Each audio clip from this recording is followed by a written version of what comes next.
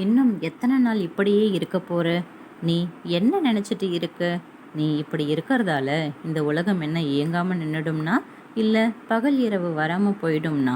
இந்த வாழ்க்கை எதை நோக்கி ஓடுதுன்னு தெரியுமா? பணத்தை நோக்கியா, இல்லை காதலை நோக்கியா? உறவுகளை நோக்கியா, இல்லை வெற்றி தோல்வியை நோக்கியா? எதுவுமே இல்லை. இந்த வாழ்க்கை ஒரு மரணத்தை நோக்கி தான் ஓடிட்டு இருக்கு.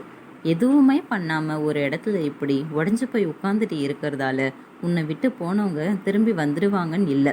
போனவங்கள நினச்சி வாழ்க்கையை தொலைக்காத. மறக்கிறது கஷ்டம்தான், ஆனால் உனக்கு பிடிச்சதை செஞ்சு மறக்க செய்யலாம்ல. உனக்கான வாழ்க்கையை நீ வாழு.